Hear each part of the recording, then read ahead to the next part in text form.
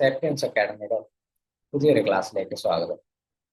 ഇന്ന് നമ്മൾ ഡിസ്കസ് ചെയ്യാൻ പോകുന്നത് RRB ടെക്നീഷ്യൻ എക്സാമിനേഷന് വേണ്ടിയിട്ടുള്ള ഇലക്ട്രിസിറ്റി ആൻഡ് മാഗ്നറ്റിസം എന്ന ടോപ്പിക്കിൽപ്പെട്ട കുറച്ച് കാര്യങ്ങളാണ് ഡിസ്കസ് ചെയ്യാൻ പോകുന്നത്. നമ്മളെ സിലബസിൻ്റെ അകത്ത് ഇതിൽ വരുന്നത് എന്തൊക്കെയാണെന്ന് നമുക്ക് നോക്കാം. ഓക്കെ, അപ്പം ഇലക്ട്രിസിറ്റി ആൻഡ് മാഗ്നറ്റിസം എന്ന ടോപ്പിക്കിൻ്റെ അകത്ത് വരുന്നത് electric charge, field intensity, electric potential and potential difference, conductor, insulator, Ohm's law and its limitations, resistors in series and parallel, specific resistance, അഥവാ resistivity, relation between electric potential, electric energy and power. ഇത്രയാണ് electricity and magnetism എന്ന ടോപ്പിക്കിൻ്റെ അകത്ത് വരുന്നത് സിലബസിലുള്ള contents ആണ്. ഇതിൽ നമുക്ക് electric ചാർജിൽ നിന്ന് തുടങ്ങാം. ഓക്കെ, അപ്പൊ എന്താണ് ഇലക്ട്രിക് ചാർജ് എന്ന് പറയുന്നത്? ഇലക്ട്രിക് ചാർജ് എന്ന് പറഞ്ഞാൽ ഒരു മാറ്ററിന്റെ, ഒരു മെറ്റീരിയലിന്റെ ഒരു ബേസിക് ഫണ്ടമെന്റൽ പ്രോപ്പർട്ടിയാണ്. എന്ത് പ്രോപ്പർട്ടിയാന്ന് വെച്ചാൽ നമ്മൾ ഇലക്ട്രിക് അല്ലെ മാഗ്നറ്റിക് ഫീൽഡിൽ അവരൊക്കെ പ്ലേസ് ചെയ്യുമ്പോൾ അവർക്കൊരു ഫോഴ്സ് എക്സ്പീരിയൻസ് ചെയ്യാൻ കഴിയും. അപ്പൊ ആ ഫോഴ്സ് എക്സ്പീരിയൻസ് ചെയ്യാൻ കാരണമാകുന്ന ഒരു ഫണ്ടമെന്റൽ പ്രോപ്പർട്ടിനെയാണ് നമ്മൾ ചാർജ് എന്ന് പറയുന്നത്. ഈ ചാർജ് രണ്ട് ഫോംസിലാണ് കാണപ്പെടുന്നത്. ഏതൊക്കെയാണ്? പോസിറ്റീവും നെഗറ്റീവും. അപ്പൊ ഇതെങ്ങനെയാണ് ഈ പോസിറ്റീവ് നെഗറ്റീവ് ചാർജ് ഉണ്ടായത് എന്നെങ്കിൽ നമുക്ക് ആദ്യം നോക്കാം. പണ്ട് കാലത്ത് ഈ പ്രോട്ടോൺസോ ന്യൂട്രോൺസോ ഇലക്ട്രോൺസോ ഒക്കെ ഉണ്ട് എന്നൊക്കെ തിരിച്ചറിയുന്നതിന് മുമ്പ് തന്നെ ചാർജിന്റെ ഒക്കെ പ്രസൻസ് കണ്ടുപിടിച്ചിരുന്നു. എങ്ങനെയാന്ന് വെച്ച് കഴിഞ്ഞാല് ഈ ഗ്ലാസ് റോഡ് നമ്മൾ സിൽക്ക് ക്ലോത്തിൽ റബ്ബ് ചെയ്യുമ്പോഴത്തേക്കും റബ്ബ് ചെയ്തിട്ട് അത് ചെറിയ പേപ്പർ പാർട്ടിക്കിൾസിലേക്ക് ഗ്ലാസ് റോഡ് കൊണ്ട് കാണിച്ചു കഴിഞ്ഞാൽ പേപ്പർ പാർട്ടിക്കിൾസ് ഗ്ലാസ് റോഡിലേക്ക് അട്രാക്ട് ആയി ഒട്ടിപ്പിടിച്ചിരിക്കുന്നതായിട്ട് നമുക്ക് കാണാൻ സാധിക്കും. അങ്ങനെ ഇതുപോലെയുള്ള പല എക്സ്പെരിമെന്റുകളൊക്കെ ചെയ്തപ്പോഴത്തേക്ക് എന്തോ ഒരു ഫോഴ്സ് ഉണ്ടെന്ന് മനസ്സിലായി. പിന്നെ ഈ രണ്ട് ഗ്ലാസ് റോഡ് എടുത്ത് രണ്ട് ഡിഫറെന്റ് സിൽക്ക് ക്ലോത്തുകളിൽ നമ്മൾ റബ്ബ് ചെയ്തിട്ട് ആ റബ്ബ് ചെയ്ത ഈ ഗ്ലാസ് റോഡിന്റെ ഭാഗം നമ്മൾ ഒരുമിച്ച് കൂട്ടിമുട്ടിക്കാൻ വെച്ചു. നമ്മൾ രണ്ട് ഗ്ലാസ് റോഡ് എടുത്തു, അതിൽ ഈ ഭാഗമാണ് റബ്ബ് ചെയ്തത്. അതുപോലെ അടുത്ത ഗ്ലാസ് റോഡിൽ ഈ ഭാഗത്തായിട്ടാണ് നമ്മൾ റബ്ബ് ചെയ്തത്. പിന്നെ നമ്മൾ ഒരു നൂല് ഉപയോഗിച്ച് നമ്മൾ കെട്ടിച്ചുകൊടുത്തതിന് ശേഷം ഈ രണ്ട് ഭാഗം നമ്മൾ ചേർത്ത് കൈ കൊണ്ട് വെറുതെ ഒന്ന് ചേർത്ത് കൊടുത്തു റിപ്പൽ ചെയ്ത് പോകുന്നതായിട്ട് കാണാം. നമ്മള് നൂല് കെട്ടി തൂക്കിയിട്ട് ചെയ്യുന്ന എന്താ വെച്ചാൽ ഈ ചാർജ് വളരെ കുറവാണ്. കാരണം ഗ്ലാസ് ഒരു ഇൻസുലേറ്റർ ആണ് നമുക്കറിയാം. അപ്പൊ അതിനകത്ത് ഒരുപാട് ചാർജ് റബ്ബ് ചെയ്തതിന്റെ പേരിൽ കുറച്ച് ചാർജ് മാത്രമേ അവിടെ ഉണ്ടാവുള്ളൂ. അപ്പൊ ആ ചാർജ് രണ്ട് ഗ്ലാസ് റോഡിൽ സെയിം ചാർജ് ആയതുകൊണ്ടാണ് റിപ്പൽ ചെയ്യുന്നത്. അതേസമയം ഈ സിൽക്ക് ക്ലോത്ത് രണ്ടും എടുത്ത് ചേർത്ത് വെച്ചാൽ അത് ചെയ്യും. പക്ഷെ ഇപ്പം ഈ ഗ്ലാസ് റോഡിൽ നമ്മൾ റബ്ബ് ചെയ്ത് വെച്ച സിൽക്ക് ക്ലോത്ത് ആയിരുന്നു, ഈ ഗ്ലാസ് റോഡിൽ റബ്ബ് ചെയ്ത് വെച്ച സിൽക്ക് ക്ലോത്ത് ഇടും. ഈ ഗ്ലാസ് റോഡ് ഈ സിൽക്കിന്റെ അടുത്ത് കൊണ്ടുവന്നാലും ഈ ഗ്ലാസ് റോഡ് ഈ സിൽക്കിന്റെ അടുത്ത് കൊണ്ടുവന്നാലും അത് അട്രാക്ട് ആവുകയും ചെയ്യും. അതിനുശേഷം പിന്നെ ഈ രണ്ട് ഗ്ലാസ് റോഡ് അടുപ്പിച്ചു കഴിഞ്ഞാൽ റിപ്പൾഷൻ നടക്കത്തില്ല. അപ്പൊ അതിൽ നിന്ന് മനസ്സിലാവാം ഈ ഓപ്പോസിറ്റ് ചാർജസ് തമ്മിൽ അട്രാക്ട് ചെയ്യും, സെയിം ചാർജസ് തമ്മിൽ റിപ്പല്ലും ചെയ്യും. അതുപോലെ തന്നെ ഈക്വൽ ആൻഡ് ഓപ്പോസിറ്റ് ചാർജസ് വന്നു കഴിയുമ്പോഴത്തേക്ക് അവര് ന്യൂട്രലൈസ് ആയി നെറ്റ് ചാർജ് 0 ആയി മാറിയിരിക്കും. അപ്പൊ ഇങ്ങനെയുള്ള പല എക്സ്പെരിമെന്റുകളിൽ നിന്നാണ് ഇത്രയും കാര്യങ്ങൾ മനസ്സിലാക്കിയത്. ഇനി ഈ ഈക്വൽ ചാർജസ് റിപ്പൽ ചെയ്യുമെന്ന് കൺഫേം ചെയ്യാൻ വേണ്ടിയിട്ടുള്ള എക്സ്പെരിമെന്റ് നമുക്ക് പോകാം. ആ എക്സ്പെരിമെന്റിനുള്ള സെറ്റപ്പാണ് നമ്മൾ ഈ ഫിഗറിൽ കാണുന്നത്. ഈ ഫിഗറിലെ ഈ സെറ്റപ്പ് എന്താണെന്ന് വെച്ചാൽ ഇതിനെ ഇലക്ട്രോസ്കോപ്പ് എന്നാണ് വിളിക്കുന്നത്. ഓക്കെ, ഇതാണ് ഇലക്ട്രോസ്കോപ്പ്. ഓക്കെ, ഇപ്പൊ ഈ ഇലക്ട്രോസ്കോപ്പ് ഇതെങ്ങനെയാണെന്ന് വെച്ച് കഴിഞ്ഞാൽ ഒരു ഗ്ലാസ് ജാറാണ്. ഈ ഗ്ലാസ് ജാറിന്റെ അകത്തേക്ക് ഒരു ഇൻസുലേറ്റഡ് ട്യൂബിലൂടെ നമ്മൾ ഒരു കണ്ടക്ടർ ഇറക്കി വെക്കുകയാണ്.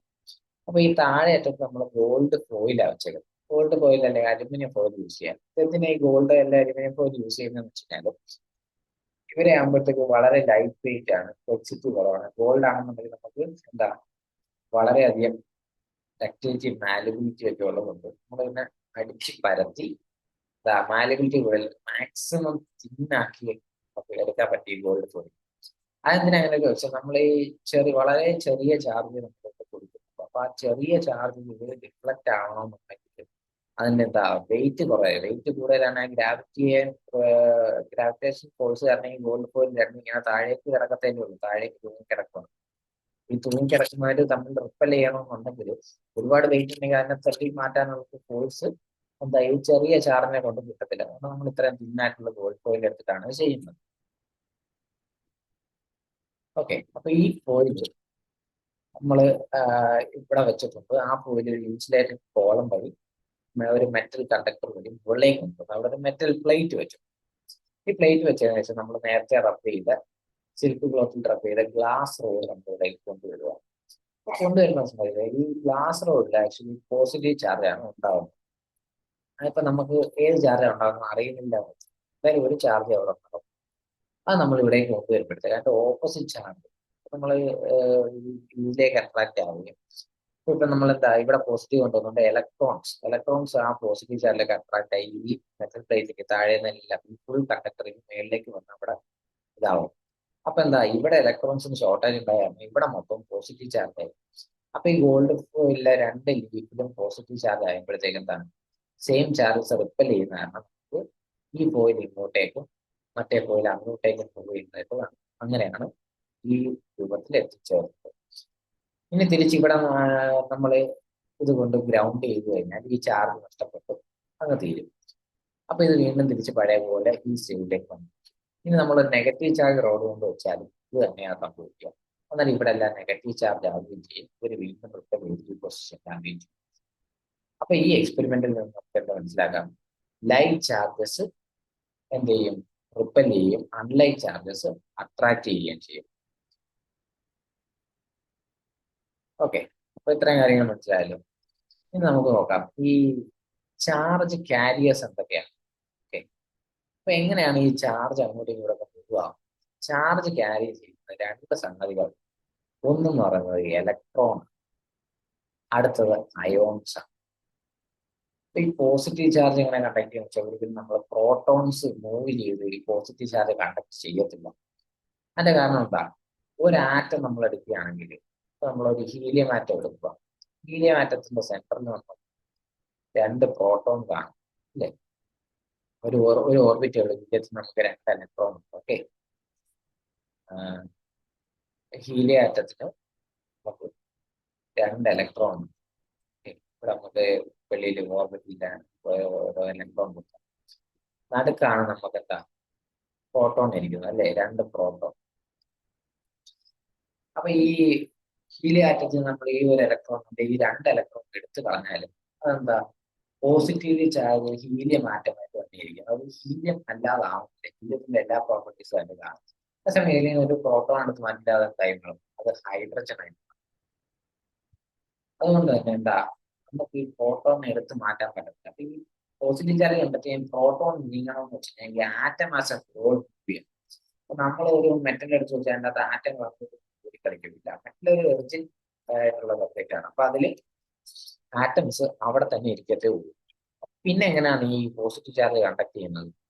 പോസിറ്റീവ് ചാർജ് ഒരിക്കലും മൂവ് ചെയ്യുന്നില്ല. ഇതിൽ എന്താ സംഭവിക്കുന്നത് വെച്ചാൽ നമ്മൾ ഇവിടെ ഈ ഗ്ലാസ് ബോർഡ് കൊണ്ട് ഇവിടെ ഒരു പോസിറ്റീവ് ചാർജ് കൊണ്ടുവന്നപ്പോൾ ഈ ഫുൾ കണ്ടക്ടറിലുള്ള ഇലക്ട്രോൺസ് അതിലേക്ക് അട്രാക്ട് ആയി ആ ഇലക്ട്രോൺസ് ആണ് മൂവ് ചെയ്ത് പോകുന്നത്. അപ്പൊ ഇവിടെ ഒരു ഇലക്ട്രോൺ ഡെഫിഷ്യൻസി വന്നപ്പോഴാണ് ഇവിടെ പോസിറ്റീവ് ചാർജ് ഉണ്ടായത്. അതായത് നെഗറ്റീവ് ചാർജ് അങ്ങോട്ടും പോസിറ്റീവ് ചാർജ് ഇങ്ങോട്ടും ഫ്ലോ ചെയ്യുന്നതിനുള്ള ഇക്വലന്റ് ഇലക്ട്രോൺസിന്റെ മാത്രം മൂവ്മെന്റ് കൊണ്ട് ഉണ്ടാവും. അതാണ് സംഭവിക്കുന്നത്. അപ്പൊ ഇനി അയോൺസ് വഴി എവിടെ കണ്ടക്ഷൻ നടക്കുന്നത്. നമ്മൾ ലിക്വിഡ്സ്, ഗ്യാസസ്, പ്ലാസ്മ ഒക്കെ എടുത്തു കഴിഞ്ഞാൽ അവിടെയാണ് അയോൺസ് വഴിയാണ് എന്താണ് ചാർജിന്റെ കണ്ടക്ഷൻ നടക്കുന്നത്. അതിനൊരു എക്സാമ്പിൾ ആയിട്ട് പറയുന്നത് NaCl ആണ്, ഉപ്പ് അല്ലേ. NaCl എന്ന് പറയുന്നത് നമ്മുടെ കോമൺ സോൾട്ട് ആണ്. ഈ NaCl നമ്മൾ വീട്ടിൽ ഉപയോഗിക്കുന്ന ഉപ്പ് പൊടിയോ കല്ലുപ്പോ ഒക്കെ ആയിട്ടിരിക്കുന്ന സമയത്ത് അത് ഒരിക്കലും കണ്ടക്ട് ചെയ്യത്തില്ല. NaCl എന്ന് പറഞ്ഞൊരു മോളിക്യൂൾ ആയിട്ടാണ് എക്സിസ്റ്റ് ചെയ്യുന്നത്. ഇനി ഇത് നമ്മൾ വെള്ളത്തിൽ ഡിസോൾവ് ചെയ്യുമ്പോഴത്തേക്ക് അവിടെ അത് Na+ ആൻഡ് Cl- അയോൺസ് ആയിട്ടാണ് എക്സിസ്റ്റ് ചെയ്യുന്നത്. അതായത് ഈ സോഡിയം അതിന്റെ ഒരു ഇലക്ട്രോൺ ക്ലോറിന് ഡൊണേറ്റ് ചെയ്തു. അപ്പൊ ക്ലോറിൻ എന്താ ഒരു നെഗറ്റീവ് ചാർജ് ചെയ്തു. സോഡിയത്തിന് ഒരു ഇലക്ട്രോൺ ഡെഫിഷ്യൻസി വന്നപ്പോൾ അത് പോസിറ്റീവ് ചാർജ് ചെയ്യാൻ ചെയ്തു. അങ്ങനെയുള്ള അയോണിക് മോളിക്യൂൾസ് ആയിട്ടാണ് എക്സിസ്റ്റ് ചെയ്യുന്നത്. അപ്പൊ ഇങ്ങനെ ഒരു ബീക്കറിന്റെ അകത്ത് ഈ ഉപ്പുവെള്ളം കിടക്കുന്നത് നമ്മൾ കൊണ്ട് ഒരു പോസിറ്റീവ് ആൻഡ് നെഗറ്റീവ് ഇലക്ട്രോഡ് വെച്ച് കഴിഞ്ഞാൽ എന്താ സംഭവിക്കുക? ഈ പോസിറ്റീവിലേക്ക് ക്ലോറിൻ ആറ്റംസും നെഗറ്റീവിലേക്ക് സോഡിയം ആറ്റംസ് അറ്റാച്ച് ആവും. അതായത് ക്ലോറിനും സോഡിയം ആറ്റംസ് സെപ്പറേറ്റ് ചെയ്ത് പിടിക്കുകയും ചെയ്യും.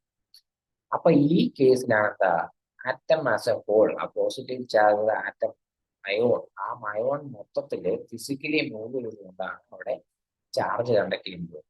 ഇതാണ് എന്താ ഈ ലിക്വിഡ്സില് പിന്നെ പ്ലാസ്മ ഗ്യാസസിലൊക്കെ ഉള്ള ചാർജ് കണ്ടക്ഷൻ കാരണം അയോൺസ് ആണ്. അപ്പം എന്തൊക്കെയാണ് ചാർജ് കാരിയേഴ്സ് എന്ന് പറഞ്ഞാൽ ഇലക്ട്രോൺസ് ആൻഡ് അയോൺസ് മാത്രമാണ് ചാർജ് കാരിയേഴ്സ്. ഓക്കെ, അപ്പൊ ചാർജ് എന്താണെന്നൊക്കെ നമ്മൾ പഠിച്ചു. ചാർജ് അളക്കാൻ ഒരു യൂണിറ്റ്, അതാണ് കുളമ്പ് എന്ന് പറയുന്നത്.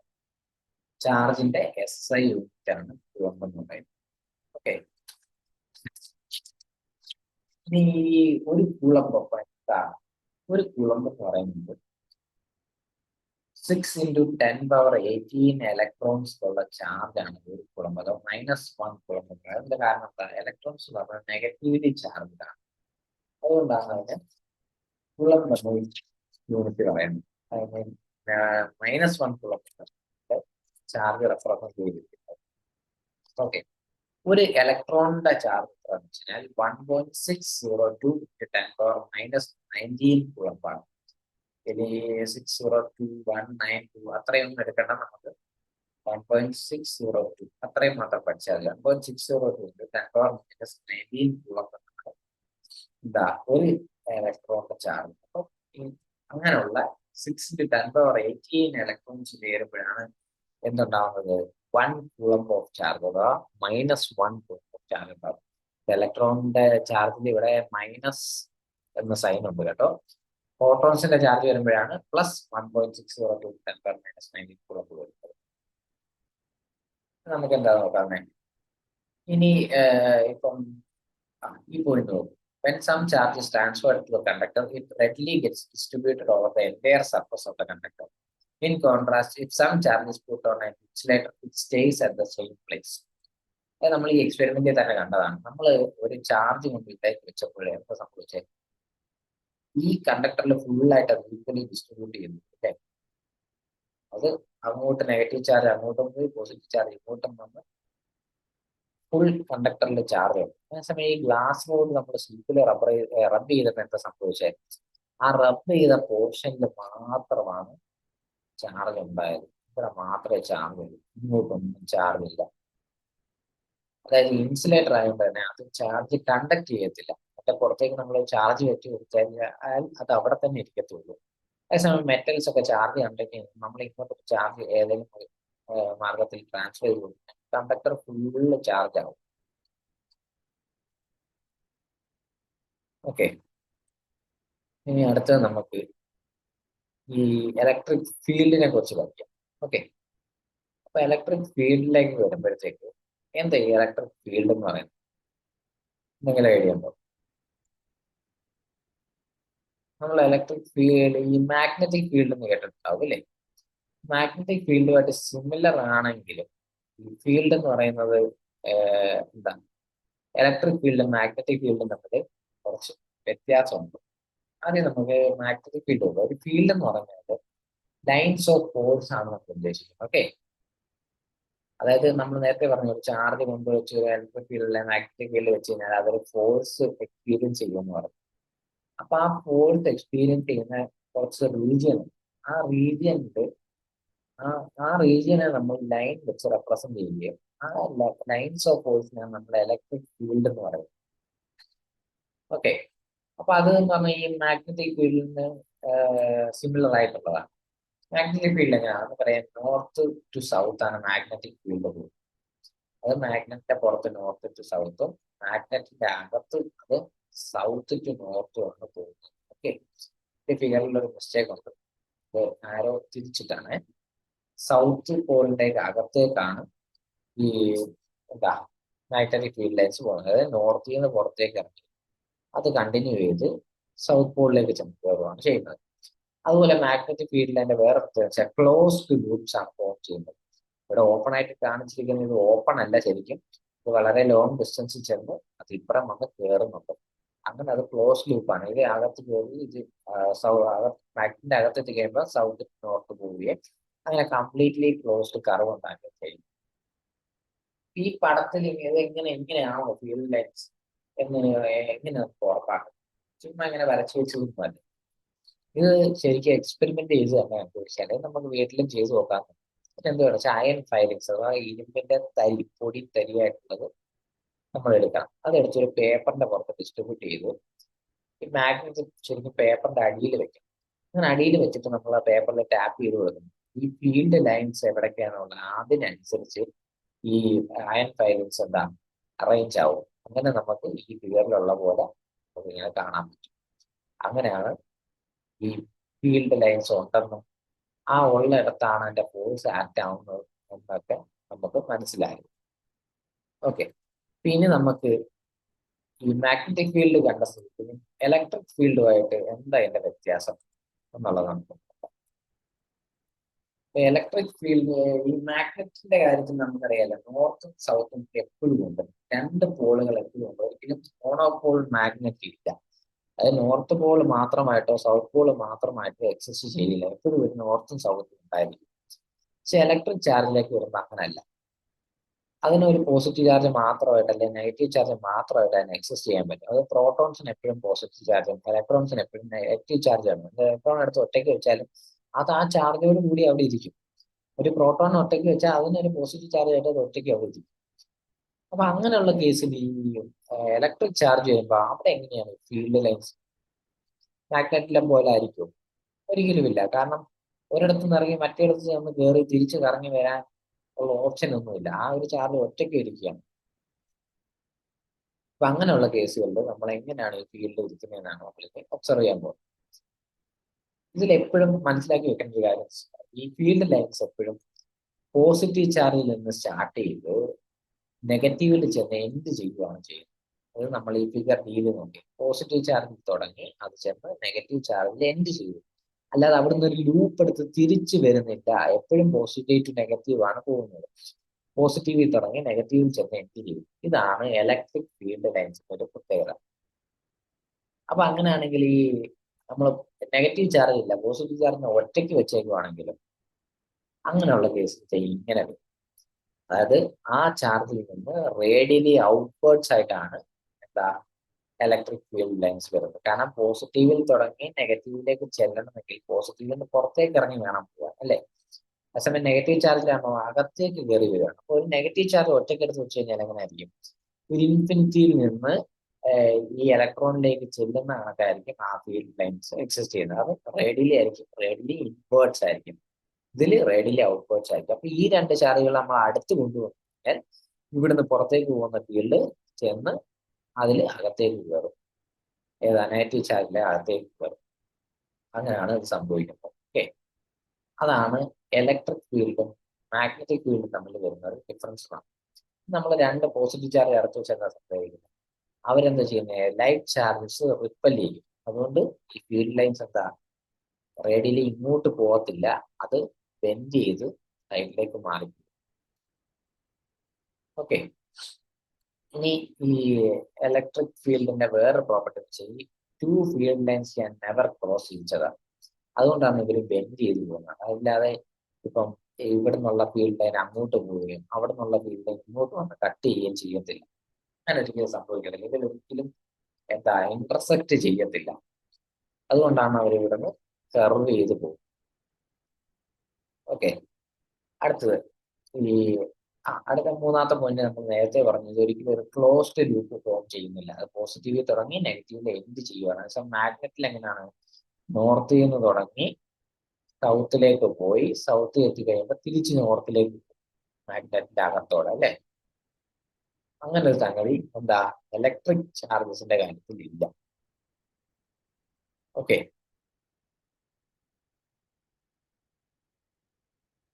ഇനി നമുക്ക് നോക്കാൻ പോകുന്നത്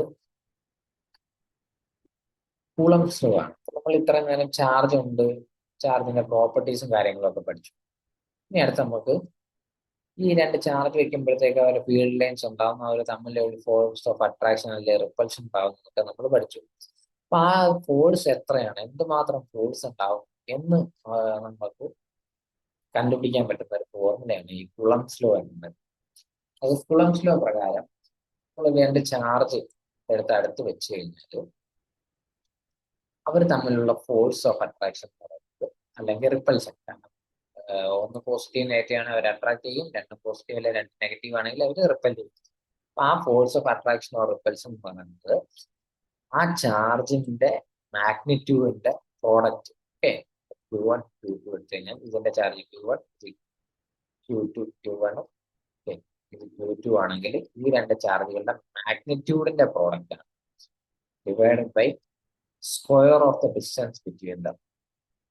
ഇതിന് പ്രൊപ്പോർഷണൽ ആണ് എന്താണ് force of attraction or repulsion. ആ പ്രൊപ്പോർഷണാലിറ്റി കോൺസ്റ്റന്റ് ആണ് 1/4πε0 എന്ന്. എന്താണ് ഈ ε0? പെർമിറ്റിവിറ്റി ഓഫ് ഫ്രീ സ്പേസ് ആണ്. അതായത് ഈ ഫീൽഡ് ലൈൻസിനെ എത്രത്തോളം കടത്തി വിടുന്നു എന്നുള്ള എൻ്റെ ഒരു വാല്യൂ ആണ്. അപ്പൊ ഫ്രീ സ്പേസിന്റെ പെർമിറ്റിവിറ്റി ആണ് ε0 എന്ന്. ആക്ച്വലി ഈ ഫോർമുല എന്ന് പറയുന്നത് നമുക്ക് F is equal to 1/4πε into Q1 Q2 by R square ആണ്. അതിൽ ഈ എപ്സിലോൺ എന്താണെന്ന് വെച്ച് കഴിഞ്ഞാല് ε0 into εr ആണ്. ആർ എന്ന് പറഞ്ഞാൽ റിലേറ്റീവ് പെർമിറ്റിവിറ്റി ആണ്. അപ്പൊ നമ്മളൊരു ഇതിപ്പോ ഒരു ഫ്രീ സ്പേസിലുള്ള കാര്യമാണ് ഈ ഫോർമുല എന്നാണ്. നമ്മളൊരു പർട്ടിക്കുലർ മെറ്റീരിയൽ ഇപ്പൊ വെള്ളത്തിന്റെ അകത്ത് ഒരു ചാർജ് എടുത്ത് വെച്ചു, അങ്ങനെയൊക്കെയുള്ള കേസിൽ ആ വെള്ളത്തിന്റെ പെർമിറ്റിവിറ്റി റിലേറ്റീവ് പെർമിറ്റിവിറ്റി എടുത്ത് വെച്ചിട്ടാണ് നമ്മൾ ഈ ഫോർമുല അപ്ലൈ ചെയ്യുന്നത്. ഓക്കെ, അപ്പൊ ഈ പെർമിറ്റിവിറ്റി ഓഫ് ഫ്രീ സ്പേസിന്റെ വാല്യൂ എന്താണ്? 8.854 into 10⁻⁻12 coulomb per newton per meter square എന്നുള്ളതാണ് അതിന്റെ ഫോർമുല, ഐ മീൻ അതിന്റെ യൂണിറ്റ്. ഓക്കെ, പിന്നെ വേറെ യൂണിറ്റുകളുണ്ട്, ഫാരഡ് പെർ മീറ്റർ.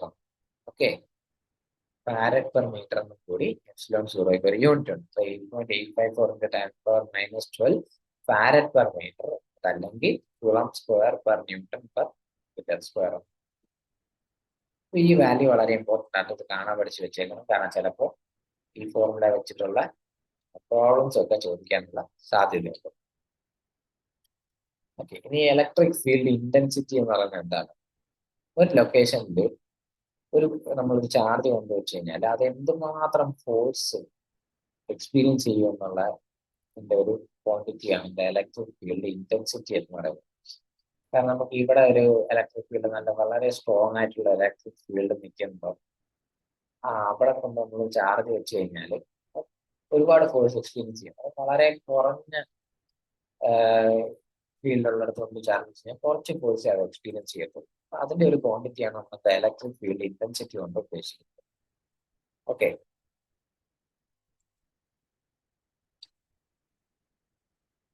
നമുക്ക് ഇലക്ട്രിക് പൊട്ടൻഷ്യൽ അല്ലെ വോൾട്ടേജ് എന്താണ്? അപ്പൊ എന്താണ് ഈ ഇലക്ട്രിക് പൊട്ടൻഷ്യൽ അഥവാ വോൾട്ടേജ്? അത് നമ്മൾ സ്ഥിരം കേൾക്കാറുള്ള വാക്കാണ് അല്ലെ. വോൾട്ടേജ് എന്ന് പറഞ്ഞാൽ അതൊരു മെഷർ ഓഫ് വർക്കാണ്. Move A charge from infinity two point through A conductor. അതായത് നമുക്കൊരു കണ്ടക്ടർ എടുത്ത് വെച്ചേക്കുക, ഒരു മെറ്റൽ കണ്ടക്ടർ. ഓക്കെ, ഈ കണ്ടക്ടറിൽ നമ്മളൊരു വോൾട്ടേജ് അപ്ലൈ ചെയ്താൽ വെരി ലോങ് കണ്ടക്ടറാണ്, വെരി ലോങ് കണ്ടക്ടർ. അപ്പൊ അതിൽ ഇൻഫിനിറ്റിയിൽ നിന്ന് നമ്മളിപ്പോ ഈ ഒരു പോയിന്റ് എടുത്താൽ ആ പോയിന്റിലേക്ക് ഒരു ചാർജിനെ ഇൻഫിനിറ്റിയിൽ നിന്ന് മൂവ് ചെയ്ത് കൊണ്ടുവരാൻ വേണ്ടുന്ന വർക്കിനെയാണ് നമ്മൾ പറയുന്നത് വോൾട്ടേജ് അക്രോസ് ദ കണ്ടക്ടർ എന്ന് പറയുന്നത്. അപ്പൊ ഈ വോൾട്ടേജ് എന്ന് പറയുമ്പോൾ നമ്മൾ work done per unit charge ആണ്. ഓരോ യൂണിറ്റ് ചാർജ് നമുക്ക് ഇവിടെ വരെ കൊണ്ടുവരാനുള്ള വർക്ക് ഡണ്ണിനാണ് വോൾട്ടേജ് എന്ന് പറയുന്നത്. അപ്പൊ ഇതിന്റെ യൂണിറ്റ് എന്ന് പറയുന്നത് ജൂൾ പെർ കുളം എന്ന് നമുക്ക് പറയാം. വോൾട്ടേജിന്റെ ഒരു യൂണിറ്റ് ആണ് ജൂൾ പെർ കുളം. അത് പ്രത്യേകം പഠിച്ചു വെച്ചോണം. കാരണം ഒബ്ജക്റ്റീവ് ക്വസ്റ്റിന് ഇതിന്റെ ഈ വോൾട്ടേജിന്റെ യൂണിറ്റ് എന്താണെന്ന് ചോദിക്കുമ്പോഴത്തേക്ക് അവിടെ കേൾക്കുമ്പോൾ തന്നെ കണ്ടിന്യൂ വോൾട്ടേജ് അല്ലേ ഒരു യൂണിറ്റ്, ഇത്ര വോൾട്ട് ഉണ്ടെന്ന് പറയും. അപ്പൊ പിന്നെ വോൾട്ടേജിന് വേറൊരു യൂണിറ്റ് എന്ന് തിരിച്ചില്ല. വോൾട്ടേജിന് ജൂൾ പെർ കുളം എന്ന് പറയാൻ പറ്റും. ഓക്കെ, ഇനി എന്താ അപ്പൊ ഈ ഇലക്ട്രിക് പൊട്ടൻഷ്യൽ ഡിഫറൻസും വോൾട്ടേജും തമ്മിൽ എന്താ വ്യത്യാസം? അതെന്താന്ന് വെച്ച് കഴിഞ്ഞാൽ നമ്മൾ ഒരു കണ്ടക്ടർ എടുത്ത് ആ കണ്ടക്ടറിന്റെ രണ്ട് പോയിന്റുകൾ തമ്മിലുള്ള വോൾട്ടേജിന്റെ വ്യത്യാസത്തിനെയാണ് പൊട്ടൻഷ്യൽ ഡിഫറൻസ് എന്ന് പറയുന്നത്. അത് മനസ്സിലാക്കാൻ ഞാൻ ഒരു സർക്യൂട്ട് വരച്ച് കാണിച്ചു തരാം. ഇവിടെ നമുക്കൊരു റെസിസ്റ്റർ ഉണ്ട്. ആ റെസിസ്റ്ററിന്റെ അപ്പുറം ഇപ്പുറം രണ്ട് ബാറ്ററി കണക്ട് ചെയ്തിട്ടുണ്ട്. ഓക്കെ, ഈ ബാറ്ററിയിൽ ഇവിടെ 5 വോൾട്ട് ആണ്, ഈ ബാറ്ററിയിൽ 10 വോൾട്ട് ആണ്. അപ്പൊ എന്താ സംഗതി, ഈ റെസിസ്റ്ററിന്റെ ഇപ്പുറത്ത് നമ്മൾ പോസിറ്റീവ് ആണ്, രണ്ട് സൈഡിൽ നമ്മൾ പോസിറ്റീവ് ആണ് കൊടുത്തേക്കുന്നത്. ഇതിന്റെ സാഹചര്യത്തിൽ എന്താ സംഭവിക്കുക, നെറ്റ് വോൾട്ടേജ് അക്രോസ് റെസിസ്റ്റർ എന്ന് പറയുന്നത് ഇതിന്റെ രണ്ടിന്റെ ഡിഫറൻസ് ആയിരിക്കും. അതായത് 10 - 5 ആയിട്ടുള്ള 5 വോൾട്ട് ആയിരിക്കും. 5 വോൾട്ട് നമുക്ക് ഈ സൈഡിലേക്കാണ്, ഇവിടെ വോൾട്ടേജ് കൂടുതലായിട്ട് 5 വോൾട്ട് വരികയും അത് കറണ്ട് കണ്ടക്ഷൻ വന്ന് ലെഫ്റ്റ് സൈഡിലേക്ക് വരും. ഓക്കെ, ഇതാണ് ഈ രണ്ട് പോയിന്റ് നമ്മൾ എ പോയിന്റ് ഈ പോയിന്റ് റെസിസ്റ്ററിന്റെ രണ്ട് സൈഡുകൾ. അപ്പൊ ഈ A voltage between A and ബിനെയാണ് നമ്മൾ പൊട്ടൻഷ്യൽ ഡിഫറൻസ്, ഏറ്റവും ബിയുടെ പൊട്ടൻഷ്യലിന്റെ ഡിഫറൻസ്. ഓക്കെ, നോർമലി നമ്മൾ പൊട്ടൻഷ്യൽ ഡിഫറൻസ് എടുക്കുമ്പോൾ വോൾട്ടേജ് പറയുമ്പോഴത്തേക്കും അത് ആ കണ്ടക്ടറും ഗ്രൗണ്ടുമായിട്ടുള്ളതാണ്. ഇതാണ് നമ്മൾ വോൾട്ടേജ് എത്രയാണെന്ന് പറയുന്നത്. വോൾട്ടേജ് രണ്ടും പർച്ചേസ് ചെയ്യുക. നമുക്ക് അടുത്ത ടോപ്പിക്കിലേക്ക്, അപ്പം വോൾട്ടേജ് പൊട്ടൻഷ്യൽ ഡിഫറൻസ് തമ്മിലുള്ള വ്യത്യാസം മനസ്സിലായല്ലോ. ഇത് നമ്മൾ നോക്കുന്ന കണ്ടക്ടേഴ്സ് ആൻഡ് ഇൻസുലേറ്റേഴ്സ് ആണ്. എന്താണ് ഈ കണ്ടക്ടർ ഇൻസുലേറ്റർ? കറണ്ട് എന്തിലൂടെയൊക്കെ കടന്നു പോകും അതിനെയെല്ലാം നമ്മൾ കണ്ടക്ടർ എന്ന് പറയും. അഥവാ ഇലക്ട്രിസിറ്റി കണ്ടക്ട് ചെയ്യുന്ന എല്ലാ മെറ്റീരിയലും നമ്മൾ കണ്ടക്ടർ എന്ന് പറയും. ഇലക്ട്രിസിറ്റിയെ കണ്ടക്ട് ചെയ്യാത്തതിനെല്ലാം നമ്മൾ ഇൻസുലേറ്റർ. നമുക്ക് വളരെ കോമൺ ആയിട്ട് അറിയുന്ന കണ്ടക്ടേഴ്സ് പറയുന്നത് മെറ്റൽസ് ആണ്. മെറ്റൽസ് ആണ്, എല്ലാ മെറ്റൽസും ഗുഡ് കണ്ടക്ടർ ഓഫ് ഇലക്ട്രിസിറ്റിയാണ്. അപ്പൊ അതിൽ തന്നെ ഏറ്റവും ബെസ്റ്റ് കണ്ടക്ടർ ഓഫ് ഇലക്ട്രിസിറ്റി എന്ന് പറയുന്നത് സിൽവർ ആണ്. അതിനാണ് റെസിസ്റ്റൻസ് ഏറ്റവും കുറവുള്ളത്. സിൽവർ കഴിഞ്ഞാൽ കോപ്പർ, കോപ്പർ കഴിഞ്ഞാൽ ഗോൾഡ്, അത് കഴിഞ്ഞാൽ ഗോൾഡ്. അപ്പൊ നമ്മൾ എക്കണോമി, അതായത് നമ്മളെ കോസ്റ്റ് ബേസ് വെച്ച് നോക്കുമ്പോൾ നമ്മൾ കോപ്പർ ആണ് യൂസ് ചെയ്യുന്നത്. കാരണം സിൽവർ വളരെ കോസ്റ്റ്ലി ആണ്, ഗോൾഡും വളരെ കോസ്റ്റ്ലി ആണ്. കണ്ടക്ടിവിറ്റി വെച്ച് നോക്കുമ്പോൾ നമുക്ക് ഏറ്റവും നല്ലത് സിൽവർ യൂസ് ചെയ്യുന്നതാണ്. സിൽവർ വളരെ കോസ്റ്റ്ലി ആയതുകൊണ്ട് അതിന്റെ ഓവർ ഡക്റ്റൈലാണ്, അതിന്റെ മെക്കാനിക്കൽ സ്ട്രെങ്തും കുറവായതുകൊണ്ട് നമ്മൾ കോപ്പറാണ് അതായത് കണ്ടക്ടറായിട്ട് യൂസ് ചെയ്യുന്നത്. കോപ്പറും അലൂമിനിയം ആണ്. കോപ്പറിന്റെ വെയിറ്റ് കൂടുതലാണ്, കോസ്റ്റ് കൂടുതലാണ്. നമ്മൾ പല സ്ഥലത്തും അലൂമിനിയം യൂസ് ചെയ്യും, പലയിടത്തും കോപ്പറും യൂസ് ചെയ്യാറുണ്ട്. ഓക്കെ, അപ്പൊ ലോങ് ട്രാൻസ്മിഷൻ ലൈനിലൊക്കെ നമ്മൾ അലൂമിനിയം ആണ് യൂസ് ചെയ്യുന്നത്. കാരണം ഒരുപാട് മെറ്റീരിയൽ ആവശ്യമില്ല. അപ്പൊ അത്രയും കോപ്പർ ഇടാന്ന് പറഞ്ഞു കഴിഞ്ഞാൽ വളരെ കോസ്റ്റ്ലി ആയിരിക്കും. അതുകൊണ്ട് എക്കണോമി നോക്കിയിട്ട് നമ്മൾ അലൂമിനിയം ആണ് യൂസ് ചെയ്യുന്നത്. ഇന്ന് നമ്മൾ ഇൻസുലേറ്റേഴ്സ് ഒക്കെ നോക്കിയേ, ഗ്ലാസ്, പ്ലാസ്റ്റിക്, റബ്ബർ, വുഡൊക്കെ. അപ്പം ഗ്ലാസിന്റെ കാര്യം നമ്മൾ നേരത്തെ എടുത്ത ഗ്ലാസിന്റെ ചാർജ് ഉണ്ട്. ഗ്ലാസ് ഒരു ഇൻസുലേറ്റർ ആണെങ്കിൽ അതിൽ ചാർജ് ഉണ്ടാവാം, പക്ഷെ ആ ചാർജിനെ നോർമലി ഗ്ലാസ് കണ്ടക്ട് ചെയ്യില്ല. ഓക്കെ, നമ്മളിപ്പോ ചാർജ് വലിച്ചു, ഇലക്ട്രിക് പൊട്ടൻഷ്യൽ വലിച്ചു, പിന്നെ കണ്ടക്ടർ, ഇൻസുലേറ്റർ എല്ലാം പഠിച്ചു. അപ്പൊ കറണ്ട് കടത്തി വിടുന്ന അല്ലെ ചാർജിന്റെ ഫ്ലോ അനുവദിക്കുന്നതിന് നമ്മൾ കണ്ടക്ടർ എന്നും അനുവദിക്കാത്ത ഇൻസുലേറ്റർ എന്നൊക്കെ പറയും. എന്തുകൊണ്ടാണ് ഒരു മെറ്റീരിയലിലൂടെ കറണ്ട് ഫ്ലോ ചെയ്യാതിരിക്കുകയും ചെയ്യും? അതിന് കാരണമാണ് റെസിസ്റ്റൻസ്. ഓക്കെ, അപ്പൊ റെസിസ്റ്റൻസ് എന്ന് പറയുന്നത് കറണ്ട് ഫ്ലോയ്ക്കുള്ള ഒരു തടസ്സമാണ് റെസിസ്റ്റൻസ് എന്ന് നമ്മൾ പറയുന്നത്. ഈ റെസിസ്റ്റൻസ് എന്ന് പറയുന്നത് ഓരോ മെറ്റീരിയലിനനുസരിച്ച് മാറിക്കൊണ്ടേയിരിക്കും. അപ്പൊ ആ റെസിസ്റ്റൻസ് കൂടിയ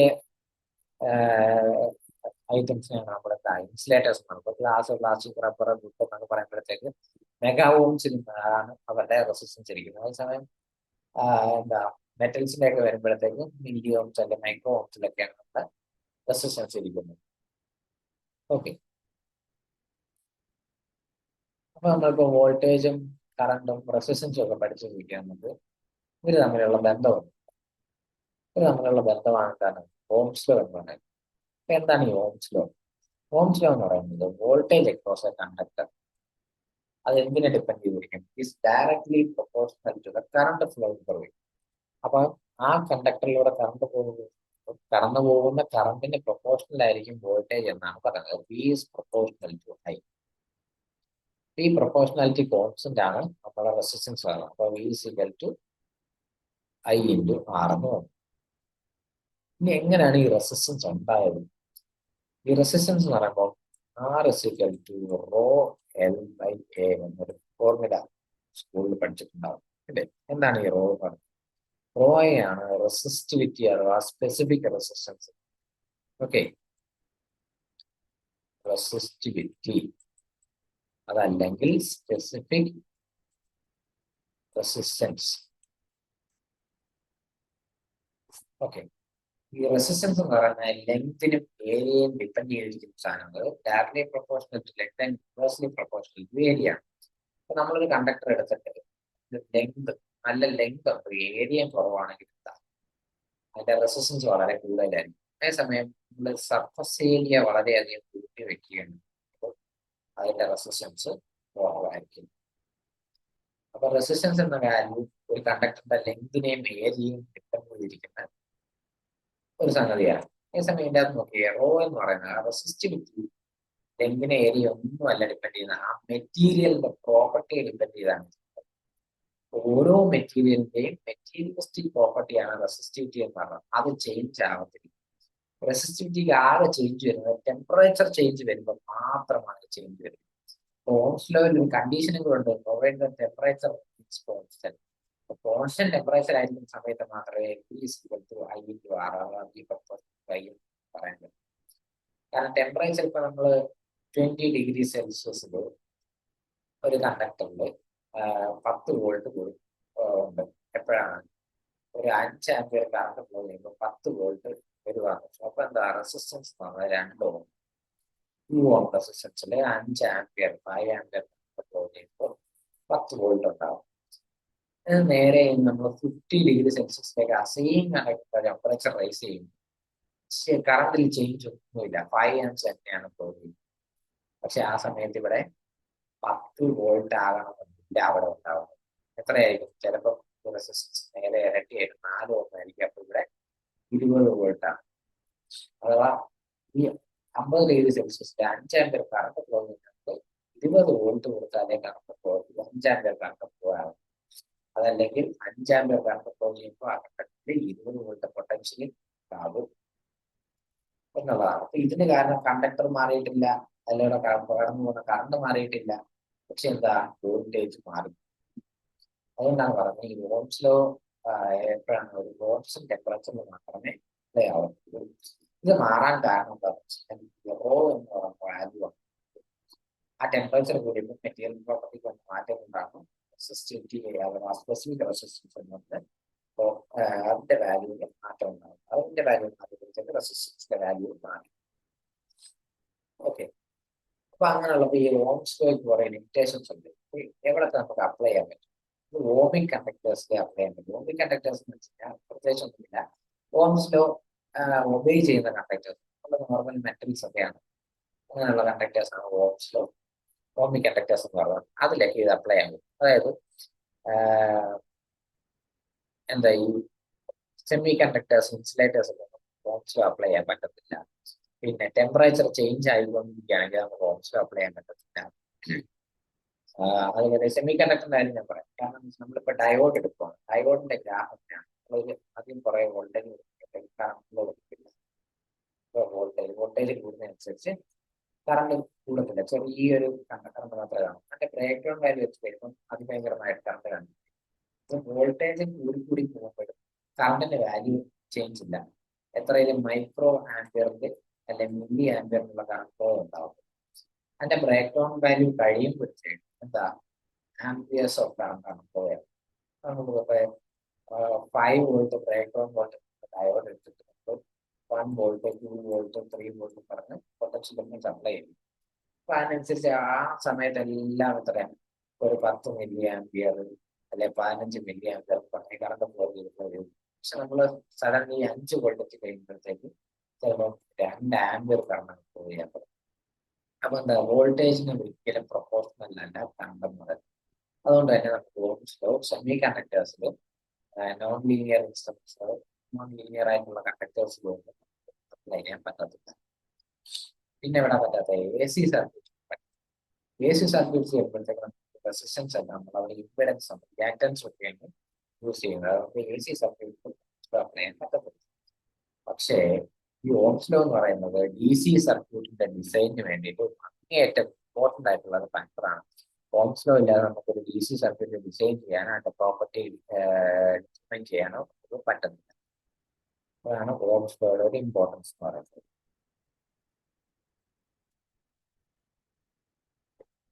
അപ്പം ഇത്രയും കാര്യം നമുക്ക് ശ്രമിക്കും. നമുക്കിനി resistors in parallel and series വരും. നമുക്ക് റെസിസ്റ്റേഴ്സ് നമുക്ക് എങ്ങനെ കണക്ട് ചെയ്യാം? സീരീസിൽ കണക്ട് ചെയ്യാം അല്ലെ? നമ്മളൊരു വോൾട്ടേജ് കൊടുക്കും, സർക്യൂട്ട് ക്ലോസ് ചെയ്യും, കറണ്ട് ഫ്ലോ ഉണ്ടാവും. സീരീസ് ആയതുകൊണ്ട് എന്താ, സെയിം കറണ്ട് ആണ് എല്ലാ റെസിസ്റ്ററിലൂടെയും കാണുന്നത്. അപ്പൊ ഇത് 2 ഓം, ഇത് 5 ഓം ആണെങ്കിലും ഇതിലെല്ലാം സെയിം കറണ്ട് ഐ ആണ് പോകാറ് അല്ലെ? അതേസമയം പാരലൽ സർക്യൂട്ടിൽ എന്താ പ്രത്യേകത എന്താണ്? പാരലൽ സർക്യൂട്ടിൽ വരുമ്പോഴത്തേക്ക് മൾട്ടിപ്പിൾ പാത്ത് ഉള്ളതുകൊണ്ട് കറണ്ട് സംഭവിക്കുന്നു. കറണ്ട് എല്ലാ പാത്തിലൂടെയും കൊണ്ടുപോകും. ഇവിടെ നിന്ന് വരുന്ന ഐ എന്ന് പറഞ്ഞൊരു കറണ്ട് I1 I2 ആയിട്ട് സ്പ്ലിറ്റ് ആവും. സ്പ്ലിറ്റ് ആയതിനു ശേഷം ഈ 2 കറണ്ട് ജോയിൻ ചെയ്യുന്നിടത്ത് വെച്ച് നമുക്ക് 2 കൂടെ ചേർന്ന് തിരിച്ച് ഐ ആയിട്ട് പോകും. ഒരു R1 ഒരു R. ഇത് എങ്ങനെയാണ് സ്പ്ലിറ്റ് ആവുന്നത്? ഈ റെസിസ്റ്റൻസിന്റെ റേഷ്യോയ്ക്ക് അനുസരിച്ചാണ് സ്പ്ലിറ്റ് ആവുന്നത്. ഇവിടെ 2 ഓം 5 ഓം ആണ്. 2 ഓം ഇവിടെ റെസിസ്റ്റൻസ് കുറവായതുകൊണ്ട് കൂടുതൽ കറണ്ട് R1 കൂടെയും കുറച്ച് കറണ്ട് R2 അതായത് I1 ഗ്രേറ്റർ ദാൻ. ഈ സീരീസിലാണല്ലോ, സീരീസിൽ റെസിസ്റ്റൻസിന് എന്താ സംഭവിക്കുക? റെസിസ്റ്റൻസ് ആഡായാണ് ടോട്ടൽ ഇക്വലന്റ് റെസിസ്റ്റൻസ് ഉണ്ട്. പിന്നെ നമ്മൾ എത്ര റെസിസ്റ്റൻസ് ആഡ് ചെയ്താലും അതിനനുസരിച്ച് അതെല്ലാം ആഡ് പോകും. അതേസമയം പാരലൽ സർക്യൂട്ട് വരുമ്പോഴത്തേക്ക് എന്താ, ഇതിന്റെ രണ്ടിനേക്കാട്ടിലും കുറവായിരിക്കും ഇക്വലന്റ് റെസിസ്റ്റൻസ്. ഓക്കെ, അപ്പൊ ആ ഇക്വലന്റ് റെസിസ്റ്റൻസ് എങ്ങനെയാണ് നമ്മൾ കണ്ടുപിടിക്കുന്നത്? ഇക്വലന്റ് റെസിസ്റ്റൻസ് നമുക്ക് 6 മതി. അപ്പൊ R 1/R is equal to 1/R1 plus 1/R2. ഇത് നമുക്ക് LCM എടുക്കാൻ എങ്ങനെ വരിക? R2 plus R1/R1 ഇല്ലേ? അത് 1/R ആണ്. R1 plus R2/R1 R2. നമുക്ക് വേണ്ട ഇക്വലന്റ് റെസിസ്റ്റൻസ് 6 ആണ്. അപ്പൊ അതിന്റെ റെസിപ്രോക്കൽ എടുക്കും. എന്തായി? R1 R2/R1 plus R2. Okay, parallel സർക്യൂട്ടിലെ ഇക്വലന്റ് റെസിസ്റ്റൻസിന്റെ പ്ലോട്ടിനെയാണ് ഇതൊക്കെ നമ്മൾ നേരത്തെ പഠിച്ചിട്ടുണ്ടാവുമല്ലോ. ഇത് വെച്ചിട്ട് നമുക്ക് ഒരുപാട് questions resistance series and parallel വെച്ചിട്ട് വരാറുണ്ട്. അപ്പം അത് പല രീതിയിലും പാടുള്ളതും എളുപ്പമുള്ളതും കോംപ്ലിക്കേറ്റഡ് ആയിട്ടുള്ളതൊക്കെ ഒരുപാട് ക്വസ്റ്റ്യൻസ് ചോദിക്കാൻ സാധ്യതയുള്ളതാണ്. ഇത് നമുക്ക് കണ്ടുപിടിക്കാൻ വേണ്ടിയിട്ട് ക്രിസ്റ്റലിന്റെ കാര്യങ്ങൾ ഒരു ടൈപ്പ് ഓഫ് ക്വസ്റ്റ്യൻ എന്ന് പറയുന്നത് വോൾട്ടേജ് ഡിവിഷൻ ആണ്. അതായത് സീരീസ് സർക്യൂട്ട് തന്നിട്ട് അവിടെ വോൾട്ടേജ് അവർ പറയും. നമുക്ക് 10 വോൾട്ട് സോഴ്സ് ഉണ്ട്, ഇവിടെ 2 ഓം ഉണ്ട്, 5 ഓം റെസിസ്റ്റൻസ്. അപ്പം 2 ഓം ഇവിടെ എത്ര കറണ്ട് ഫ്ലോ ചെയ്യും, 5 ഓം ഇവിടെ എത്ര കറണ്ട് ഫ്ലോ ചെയ്യും എന്നൊക്കെ ചോദിക്കും. സീരീസിലാണ് നമുക്കറിയാം എന്താ, കറണ്ടിന്റെ വ്യത്യാസമൊന്നുമില്ല, സെയിം കറണ്ടാണ് ഫ്ലോ ചെയ്യുന്നത് അല്ലെ? അതുകൊണ്ട് ഒറ്റ പാത്തേ ഉള്ളൂ, അപ്പോൾ ഒറ്റ കറണ്ടേ പോകുള്ളൂ. അപ്പൊ നമുക്ക് എങ്ങനെ അത് കണ്ടുപിടിക്കാം? ടോട്ടൽ ഈക്വലന്റ് റെസിസ്റ്റൻസ് കണ്ടുപിടിക്കാം. അപ്പോൾ സീരീസിൽ നമ്മൾ എല്ലാം ആഡ് ആവുകയാണ്. 5 + 2 7 ഓം. 7 ഓം ഉണ്ട്, 10 വോൾട്ടും ഉണ്ട് അല്ലെ? അപ്പം V = I × R നമുക്കറിയാം. അപ്പം 10 = I × 7 ഓം ഇല്ലേ? I = 10/7 എന്ന് നമുക്ക് കിട്ടും. അപ്പോൾ 2 ഓമിക്കൂടെ നമുക്ക് എത്രയാണ്? 10/7 ആംപ്സ് ആണ് പോകുന്നത്. 5 ഓമിക്കൂടെ 10/7 ആംപിയർ തന്നെയാണ് ഫ്ലോ ചെയ്യുന്നത്. ഓക്കെ, അപ്പൊ അത് വെളിയിട്ട് ഇനി വേറെ ചോദിക്കാതെ 2 ഓമിലെ അക്രോസ് ആയിട്ടുള്ള വോൾട്ടേജ് എത്രയാണെന്നോ? ഈ സീരീസ് സർക്യൂട്ടിൽ കറണ്ട് എപ്പോഴും സെയിം ആയിരിക്കും, പക്ഷെ വോൾട്ടേജ് എന്താ സംഭവിക്കുക? വോൾട്ടേജ് ഡിവൈഡ് ആയിരിക്കും. ഓരോ റെസിസ്റ്റർ കഴിയുമ്പോഴും വോൾട്ടേജ് ഡ്രോപ്പ് ഉണ്ട്. അപ്പൊ ഈ നെറ്റ് ഇക്വലന്റ് എന്ന് പറയുന്നത് ഇവിടുത്തെ വോൾട്ടേജ് ഡ്രോപ്പ് V1 ആണെങ്കിൽ 5 ഓമിന്റെ V2 ആണ്. V1 + V2 ആണ് ടോട്ടൽ വോൾട്ടേജ് V എന്ന് പറയുന്നത്. ഓക്കെ, അപ്പൊ നമുക്കിവിടെ കണ്ടുപിടിക്കാൻ പറയുന്നത് 2 ഓം റെസിസ്റ്ററിലെ വോൾട്ടേജ് എത്രയാണ്? Voltage drop. ഓക്കെ, അത് കണ്ടുപിടിക്കാൻ ഒരു ഫോർമുല പറഞ്ഞു. ഫോർമുല കാണാൻ പഠിച്ച് കഷ്ടപ്പെട്ട കാര്യമില്ല, പഠിക്കാനുള്ളത് എളുപ്പമായിട്ട് പറഞ്ഞു. അത് ഇത് നമുക്ക് R1 R2 എടുക്കാം. അപ്പൊ അത് R1 R2 ആണ്. ഈ R1 voltage drop across resistance R1, total voltage B, system voltage B R1 divided by R1 plus R2. ഇതാണ് ഈ ഒരു റെസിസ്റ്ററിന്റെ മാത്രം വോൾട്ടേജ് കണ്ടുപിടിക്കാൻ പോകുന്നത്. അപ്പൊ R2 കണ്ടുപിടിക്കണമെങ്കിലോ ഈ R2 വരുമ്പോഴത്തേക്ക് total voltage into R2 resistance divided by total റെസിസ്റ്റൻസിന്റെ സമയം. ഇതിന് എത്ര റെസിസ്റ്റൻസ് വന്നാലും അതുപോലെ താഴെ ആഡ് ചെയ്ത് കിട്ടാൻ മതി. അത്ര ഉള്ളൂ ഈ ഫോർമുല. ഇത് വളരെ എളുപ്പമല്ലേ പഠിക്കാൻ. വോൾട്ടേജ് ത്രൂ R1 എന്ന് പറയുന്നത് ടോട്ടൽ വോൾട്ടേജ് ഇൻറ്റു ആ resistance divided by sum of the resistance. ഇത്രയേ ഉള്ളൂ. ഇനി നമുക്ക് അടുത്ത കറണ്ട് പാരലൽ സർക്യൂട്ടിലെ കാര്യങ്ങൾ. പാരലൽ സർക്യൂട്ടിൽ കറണ്ട് സോഴ്സ് വെക്കുകയാണ്. കറണ്ട് സോഴ്സ് വെച്ചിട്ട് രണ്ട് റെസിസ്റ്റേഴ്സ് നമ്മൾ പാരലൽ ചെയ്യാം. അതാണ് R1 ഉണ്ട്, ഇത് R2. നമുക്കറിയാലോ കറണ്ട് എന്ത് ചെയ്യും, ഡിവൈഡ് ആയിട്ട് അല്ലേ, കറണ്ട് ഡിവിഷൻ സംഭവിക്കും. ഇനി R1 പോകുന്ന കറണ്ട് എത്രയാണെന്ന് ചോദിച്ചാൽ നമ്മൾ എങ്ങനെ R1 കറണ്ട് അല്ലെങ്കിൽ I1, ഓക്കെ, R2 I2 കണ്ടെത്തുന്നു. അപ്പൊ I1 R2. നമ്മൾ ഇവിടെ ഈ പാരലൽ കേസ് വരുമ്പോഴത്തേക്ക് കറണ്ട് എടുക്കുന്നത് എങ്ങനെയാണ്, R2 ആണ്. R2 ഇൻറ്റു ടോട്ടൽ കറണ്ടായി divided by R1 plus R2. വോൾട്ടേജിൽ നിന്ന് തലതിരിക്കുന്നു അല്ലേ. സീരീസിൽ നമ്മൾ വോൾട്ടേജ് കണ്ടുപിടിക്കാൻ നോക്കുമ്പോൾ R1 വോൾട്ടേജ് ചോദിച്ചാൽ total voltage into R1 divided by R1 plus R2. പക്ഷെ പാരലൽ സർക്യൂട്ട് കറണ്ട് വന്നപ്പോഴോ R1 കണ്ടുപിടിക്കണമെങ്കിൽ ടോട്ടൽ കറണ്ട് ഇൻറ്റു അതിനപ്പുറത്തെ റെസിസ്റ്റൻസ് R2 ആണ്. I1 into I into R2 by R1 plus R2. അതിന്റെ കാരണം എന്താണെന്ന് പറയുന്നത്, ഈ റെസിസ്റ്റൻസ് കൂടുതലുള്ളതിൽ കൂടെ കുറച്ച് കറണ്ട് ഇങ്ങനെ ഫ്ലോ ചെയ്യും. അപ്പൊ ഇവിടെ R2 കൂടുതലാണെങ്കിൽ R1 വേണം കൂടുതൽ കറണ്ട്. അപ്പൊ ആ തലതിരിവുള്ളത് കൊണ്ടാണ് ഇവിടെ തലതിരിച്ചെടുത്തത്. ഓക്കെ, അപ്പൊ ഈ രണ്ട് ഫോർമുല പഠിച്ചിരിക്കുക. ഏതാ, വോൾട്ടേജ് ഡിവിഷൻ റൂളിന്റെ കറണ്ട് ഡിവിഷൻ റൂളിന്റെ ഫോർമുല ഓരോ റെസിസ്റ്റൻസ് കൊടുക്കും കറണ്ട്. പിന്നെ നമുക്കൊരു 3 റെസിസ്റ്റൻസ് എടുത്ത് വന്നു കഴിഞ്ഞാൽ മാത്രമേ കറണ്ട് ഡിവൈഡ് പോകുന്നത് റെസിസ്റ്ററിലൂടെയാണെങ്കിൽ ശരിക്കും ഇങ്ങനെ എളുപ്പ വഴിയുണ്ട്. നമുക്ക് എന്താ ഈ രണ്ട് റെസിസ്റ്ററിനെ എന്താ കമ്പൈൻ ചെയ്ത് ഒരു സിംഗിൾ ഈക്വലന്റ് റെസിസ്റ്റൻസ് ആക്കി മാറ്റാം. ഓക്കെ, അങ്ങനെ ആക്കിയിട്ട് പിന്നെ നമുക്ക് ഈ നോർമൽ ഫോർമുല അപ്ലൈ ചെയ്യും. അതായിരിക്കും ഏറ്റവും എളുപ്പമായിട്ടുള്ള മാർഗം. അതല്ലെങ്കിൽ വേറെ ഫോർമുല ഉണ്ട്, ഇച്ചിരി കോംപ്ലിക്കേറ്റഡ് ആണ്. നിങ്ങൾക്ക് ചിലപ്പോൾ ഇച്ചിരി ഒന്ന് കാണാൻ പഠിക്കേണ്ടി വരും. എന്നാലും എളുപ്പമാക്കി തരാം. അപ്പൊ നമ്മളിത് ഇതിലൂടെ ഉള്ളത് I1, ഇതിലൂടെ ഉള്ളത് I2, ഇതിലൂടെ ഉള്ളത് I3. ടോട്ടൽ കറണ്ട് എന്ന് പറയുന്നത് നമുക്ക് I വേണം. ഓക്കെ, I1 എന്ന് പറയുന്നത് ഇത് R1 R2 R3 ആണ്. R2 R3. ഓക്കെ, ഈ ഫോർമുല എന്ന് പറയുമ്പോഴത്തേക്ക് I എന്ന് ടോട്ടൽ കറണ്ട് ഇൻറ്റു നമുക്ക് R1 വേണ്ടപ്പോൾ R1 ഒഴിച്ച് ബാക്കി രണ്ടിടത്തെ റെസിസ്റ്റൻസ് ആണ് നമ്മൾ എടുക്കുന്നത്. R2 into R3 whole divided by R1 R2 plus R2 R3 plus R1 R3. അത് നമ്മൾ ഓരോ പെയറിന്റെയും പ്രോഡക്റ്റ് എടുക്കും. R1 R2 R2 R3 and R1 R2. ഇതാണ് 3 റെസിസ്റ്റേഴ്സ് പാരലൽ വന്നിട്ട് അതിന്റെ ഓരോ കണ്ടുപിടിച്ചുള്ള വ്യത്യാസം. പിന്നെ നമുക്ക് I2 ആണ് കണ്ടുപിടിക്കുന്നത്. എന്താ വരുന്നത്, ആ 2 ഒഴിച്ചുള്ള ബാക്കി രണ്ടും, അതായത് മുകളിൽ R1 R3 വരും. പിന്നെ നമ്മൾ എപ്പോഴും ചെയ്യണം. ഓക്കെ, അപ്പൊ അങ്ങനെ ഈ ഫോർമുല നമുക്ക് ഓർത്ത് വെക്കാം. ഇത് ഇനി മറന്നു പോവുകയാണെങ്കിൽ കുഴപ്പമില്ല. ഞാൻ പറഞ്ഞല്ലോ, ഈ രണ്ട് റെസിസ്റ്റൻസ് നമുക്ക് കമ്പൈൻ ചെയ്ത് സിംഗിൾ ഇക്വലന്റ് റെസിസ്റ്റൻസ് ആക്കിയതിനു ശേഷം നമ്മൾ പഠിച്ച ആദ്യത്തെ നോർമൽ ഫോർമുല അപ്ലൈ ചെയ്താലും മതി.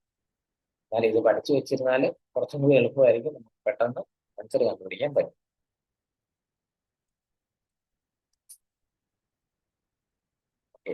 ഇനി നമുക്ക് ഒരു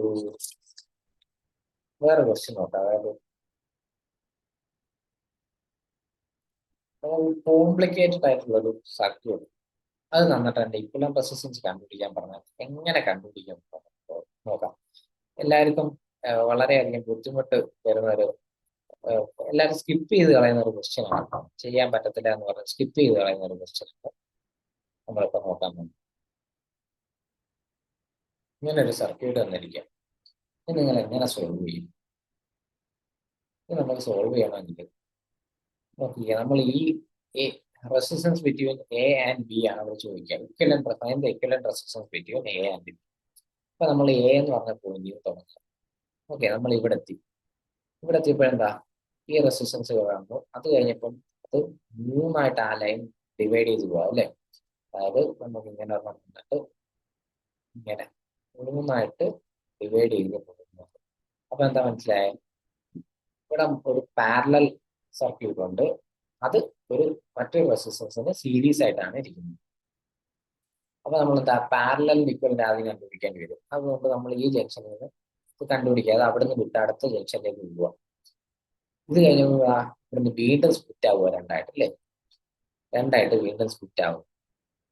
അപ്പൊ അവിടുന്ന് നമ്മൾ അടുത്ത ജംഗ്ഷനിലേക്ക് പോയി എന്താ ചെയ്യും, അവിടെ എത്തിയപ്പോൾ വീണ്ടും സ്പ്ലിറ്റ് ആവുക. പക്ഷെ ഇനി ഇവിടെ അപ്പുറത്തേക്കൊന്നും ഇല്ലാത്തതുകൊണ്ട് നമുക്ക് ഇത് രണ്ടും ആരൊക്കെയാണ്, ഇതും പാരലാണ് കിട്ടിയ സ്ഥിതിക്ക് നമ്മൾ അവരുടെ ഇക്വലന്റ് കണ്ടുപിടിക്കും. അതെങ്ങനെ കണ്ടുപിടിക്കുന്നേ, R equivalent is equal to R1 R2 by R1 plus R2. നമ്മൾ നേരത്തെ പഠിച്ചതാണ് ഫോർമുല അല്ലേ.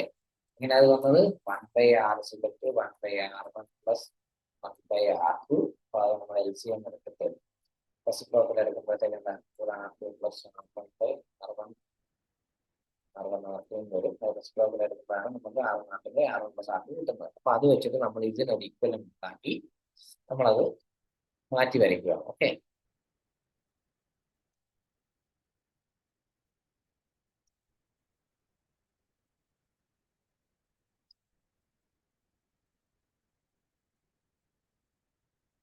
അപ്പൊ അത് രണ്ടും കൂടെ മായിച്ചിട്ട് അതിന്റെ ഇക്വലന്റ് ആയിട്ട് നമ്മൾ ഈ ഒരൊറ്റ റെസിസ്റ്റൻസ് ആക്കി മാറ്റി. ഇനി നോക്കിക്കേ, ഇനി ഈ ജംഗ്ഷനിൽ നോക്കുകയാണെങ്കിൽ എന്താ, ഇവർ രണ്ടുപേരും പാരലാണ് അല്ലേ. അപ്പൊ അവർ രണ്ടുപേരും നമ്മൾ മാറ്റിയിട്ട് അവിടെയും ഒരു ഇക്വലന്റ് റെസിസ്റ്റൻസ് ആക്കി മാറ്റി. ഓക്കെ, അപ്പൊ ഇനി ഈ റെസിസ്റ്റൻസും പാരലാണ്. അവർ രണ്ടുപേരും മാറ്റി ഇതിന് പാരലായിട്ട് മറ്റൊരു ഇക്വലന്റ് റെസിസ്റ്റൻസ് നമുക്ക് വരയ്ക്കും. ഓക്കെ, അവരെ പാരലാക്കി നമ്മൾ അതിനെ മാറ്റി മറ്റൊരു റെസിസ്റ്റൻസ് ആക്കണം. അതായത് ഇത് രണ്ടും പാരലാകുമ്പോഴത്തേക്ക് അവരെ നമ്മൾ ഇങ്ങനെ ഒന്നായി ഇങ്ങനെ ഉണ്ട്.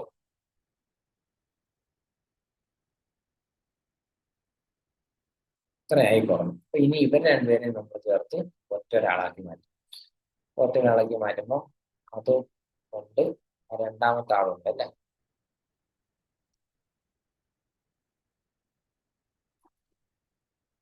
ഇങ്ങനെ ചെയ്യും. ഇവർ രണ്ടുപേരും ചേർത്ത് ഇയാളാണ് ഈ ഇരിക്കുന്നത്. ഓക്കെ, ഈ റെസിസ്റ്റൻസ് ആണ് നമുക്ക് ഇവിടെ ഇരിക്കുന്നത്. ഈ രണ്ടുപേർ പാരലിന്റെ കോമ്പിനേഷൻ ആണ് നമ്മൾ ഇവിടെ കൊണ്ടുവച്ചത്. അതായത് ഇവിടെ നമ്മൾ R1 R2 ഇത് R3 ഇത് R4 ഇത് R5 എന്ന് കൊടുക്കുകയാണെങ്കിൽ ഇതെന്ന് പറഞ്ഞാൽ R1 plus R2 R equivalent, ഇത് R3 ഇത് R4 ഇത് R5 ആണ്. ഓക്കെ, ഇനി ഇവരെ രണ്ടുപേരെ നമ്മൾ പാരൽ കോമ്പിനേഷൻ ചെയ്തിട്ട് സിംഗിൾ ഇക്വലന്റ് ആക്കി. അപ്പൊ അതെന്താ സംഭവിക്കുന്നത്, നമുക്ക് ഇങ്ങനെ ഒന്ന് വരും അല്ലെ. ഇത് R4 R5. ഓക്കെ, ഇനി ഇവർ രണ്ടുപേരും ചെയ്ത് കഴിയുമ്പോഴത്തേക്ക് നമുക്ക് എന്താ, അത് R5 സീരീസ് ആയിട്ട് വരും. ഇവിടെ A ഉണ്ട് B ഉണ്ട്. അപ്പൊ അവർ രണ്ടുപേരും കൂടെ കമ്പയർ ചെയ്ത് കഴിയുമ്പോൾ equivalent resistance between RA and RB നമുക്ക് കിട്ടും. ഓക്കെ, ഇതിൽ എന്തെങ്കിലും കൺഫ്യൂഷൻ ഉണ്ടെങ്കിൽ നിങ്ങൾ വിഷമിക്കേണ്ട കാര്യമില്ല. നമുക്ക് അടുത്ത ക്ലാസ് എടുക്കുമ്പോഴത്തേക്ക് ഇതുപോലുള്ള ക്വസ്റ്റ്യൻസ് നമ്മൾ വർക്ക്ഔട്ട് ചെയ്യുന്നുണ്ട്. അപ്പോൾ വളരെ ഡീറ്റെയിൽഡ് ആയിട്ട് നമുക്ക് ചെയ്യാം. പല ടൈപ്പ് ചെറിയ ക്വസ്റ്റ്യൻസ് തൊട്ട് വലിയ ക്വസ്റ്റ്യൻസ് വരെ നമുക്ക് ചെയ്യാം. അപ്പൊ നിങ്ങൾക്ക് ഇതിന്റെ അകത്ത് ഒരു ഐഡിയ കിട്ടും. ഇതിപ്പോ ഞാൻ ജസ്റ്റ് ക്വസ്റ്റ്യൻ ചെയ്യാതെ നമ്മൾ എന്ത് പാത്ത് വേയിലൂടെയാണ് ട്രാവൽ ചെയ്യേണ്ടതെന്ന് മാത്രമാണ് നിങ്ങൾക്ക് കാണിച്ചു തന്നത്. അപ്പൊ അത് നമുക്ക് അടുത്ത ക്ലാസ്സിൽ പ്രോബ്ലംസ് കൂടി ചേർത്ത് ചെയ്യുമ്പോഴത്തേക്ക് നിങ്ങൾക്ക് ക്ലിയർ ആവും, നല്ല ഡൗട്ട് വരാതിരിക്കും. ഞാൻ പറയാൻ വിട്ടുപോയ ഒന്ന് രണ്ട് കാര്യങ്ങൾ ഞാൻ പറയാം. അതായത് നമ്മൾ റെസിസ്റ്റിവിറ്റിയുടെ കാര്യം പറഞ്ഞല്ലോ നേരത്തെ. റെസിസ്റ്റിവിറ്റി ഒരു മെറ്റീരിയലിന്റെ പ്രോപ്പർട്ടിയാന്ന് പറഞ്ഞു, അത് ടെമ്പറേച്ചറിനെ ഡിപ്പെൻഡ് ചെയ്യുമെന്ന് പറഞ്ഞു. അപ്പൊ ഈ റെസിസ്റ്റിവിറ്റി ഓരോ ടൈപ്പ് ഓഫ് കണ്ടക്ടറിൽ എങ്ങനെയാണ് വേരി ചെയ്യുന്നത് നമുക്ക് നോക്കാം. അത് കണ്ടക്ടേഴ്സിന്റെ റെസിസ്റ്റിവിറ്റി എന്ന് പറയുന്നത് എപ്പോഴും ഇൻക്രീസസ് വിത്ത് ടെമ്പറേച്ചർ ആണ്. ഓക്കെ, കണ്ടക്ടറിലെ റെസിസ്റ്റിവിറ്റി എപ്പോഴും ടെമ്പറേച്ചറിനനുസരിച്ച് കൂടുകയാണ്. അതായത് ഒരു കണ്ടക്ടറിന്റെ നമ്മളിപ്പോ ഒരു കോപ്പർ കണ്ടക്ടർ എടുത്തു കഴിഞ്ഞാൽ അതിന്റെ ടെമ്പറേച്ചർ കൂട്ടിക്കഴിഞ്ഞാൽ റെസിസ്റ്റിവിറ്റി കൂടുകയും അതിന്റെ റെസിസ്റ്റൻസ് കൂടുകയും ചെയ്യും. ഓക്കെ, ഇനി ഒരു സെമി കണ്ടക്ടർ എടുത്തു കഴിഞ്ഞാലും സെമി കണ്ടക്ടർ എടുക്കുവാണെങ്കിൽ അതിന്റെ റോ എന്ന് പറയുന്നത് ടെമ്പറേച്ചറിനനുസരിച്ച് കുറയുകയാണ് ചെയ്യുന്നത്. അത് R is equal to rho L by A എന്നാണ്. റെസിസ്റ്റിവിറ്റി കുറയുമ്പോൾ എന്താണ്, റെസിസ്റ്റൻസിന്റെ വാല്യൂ കുറയും. അപ്പൊ അവര് കൂടുതൽ കണ്ടക്ട് ചെയ്യും, കൂടുതൽ ഇലക്ട്രിസിറ്റി കണ്ടക്ട് ചെയ്യും. അപ്പൊ സെമി കണ്ടക്ടേഴ്സിനൊക്കെ ടെമ്പറേച്ചർ കൂടുന്നതനുസരിച്ച് ടെമ്പറേച്ചർ കൂടുമ്പോൾ എന്താ, റെസിസ്റ്റിവിറ്റി കുറയുകയാണ് ചെയ്യുന്നത്. അതായത് റെസിസ്റ്റൻസ് കുറയുകയും അപ്പൊ കൂടുതൽ കണ്ടക്ട് ചെയ്യുകയും ചെയ്യും. ഇൻസുലേറ്ററിന്റെ കേസിൽ സെയിം ആണ്. ഇൻസുലേറ്ററിന്റെ കേസിലും റോ എന്താ ചെയ്യുന്നത്, കുറയുകയാണ് ചെയ്യുന്നത്. ടെമ്പറേച്ചർ കൂടുമ്പോൾ റോയുടെ വാല്യൂ കുറയുകയാണ് ചെയ്യുന്നത്. ഇൻസുലേറ്റേഴ്സും ടെമ്പറേച്ചർ കൂടുന്നതനുസരിച്ച് അതിന്റെ കണ്ടക്ടിവിറ്റിക്ക് ചെറിയൊരു ഇൻക്രിമെന്റ് വരും, അഥവാ അതിന്റെ റെസിസ്റ്റൻസ് കുറയും. ഇൻസുലേറ്റർ എന്നൊക്കെ പറഞ്ഞു കഴിഞ്ഞാൽ നമ്മളൊരു ഹൈ പൊട്ടൻഷ്യൽ കൊടുത്തു കഴിഞ്ഞാൽ വളരെ ചെറിയ ലീക്കേജ് കറണ്ട് പോലുള്ള മൈക്രോ ആംപ്സിൽ ഉള്ള കറണ്ടുകളൊക്കെ ഇൻസുലേറ്ററിലൂടെ ഫ്ലോ ചെയ്യും. അത് ഇൻസുലേറ്ററിന്റെ റെസിസ്റ്റൻസ് വാല്യൂവിനനുസരിച്ചിരിക്കും. അതായത് V is equal to I into R എന്നുള്ളതാണ് നമ്മുടെ ഫോർമുല. അപ്പം I is equal to V by R ആണ്. ആറ് വളരെ വലുതായതുകൊണ്ട് കറണ്ട് വളരെ കുറവായിരിക്കും ഉള്ളൂ. അപ്പൊ പിയുടെ വോൾട്ടേജിന്റെ വാല്യൂ വളരെയധികം കൂട്ടി കൊടുത്തു കഴിഞ്ഞാൽ കറണ്ടിന്റെ വാല്യൂ കൂടി കൂടി വരും ഇൻസുലേറ്ററിൽ. ഓക്കെ, അപ്പൊ അതാണ് ഞാൻ പറയാൻ പറ്റുന്ന ഒരു കാര്യം. ഓക്കെ, അപ്പൊ നമുക്ക് ബാക്കി ക്ലാസ്സുകളിൽ കുറച്ചും കൂടി ഡീറ്റെയിൽ ആയിട്ട് ഡിസ്കസ് ചെയ്യാം. ഈ റെസിസ്റ്റൻസ് വരുമ്പോൾ വെച്ചിട്ടുള്ള സർക്യൂട്ടിന്റെ സോൾവിങ് അത് നമുക്ക് ചെയ്യാം. ഇനി ഇതിനകത്ത് ഒരു ടോപ്പിക്കും കൂടി എടുക്കാത്തതുണ്ട്, അതായത് electric potential, electric energy and power. അത് ഇന്നിപ്പം ക്ലാസ് ഒരുപാട് നീണ്ടുപോയതുകൊണ്ട് തൽക്കാലം ഇത്ര ടോപ്പിക് ഒന്ന് നിർത്തുവാണ്. നമുക്ക് അടുത്ത ക്ലാസ്സിൽ ഈ ലാസ്റ്റ് ടോപ്പിക്കും പിന്നെ റെസിസ്റ്റൻസിന്റെ ക്വസ്റ്റ്യൻസും കൂടിയൊക്കെ ഡിസ്കസ് ചെയ്യാം. ഓക്കെ, ക്ലാസ് എല്ലാവരും ഇഷ്ടപ്പെട്ടെങ്കിൽ ലൈക്ക് ചെയ്യുക, ഷെയർ ചെയ്യുക, സബ്സ്ക്രൈബ് ചെയ്യുക. നിങ്ങൾക്ക് ക്ലാസ്സിൽ എന്തെങ്കിലും ഇമ്പ്രൂവ്മെന്റ്സ് വേണമെങ്കിൽ, അല്ലെങ്കിൽ പ്രത്യേകിച്ച് എന്തെങ്കിലും ഒരു ക്ലാസ് എടുക്കണമെന്ന് ഉണ്ടെന്നുണ്ടെങ്കിൽ നിങ്ങളത് കമന്റ് ചെയ്താൽ മതി. നമുക്ക് അതനുസരിച്ച് ക്ലാസ് എടുത്ത് തരുന്നതായിരിക്കും. Thank you.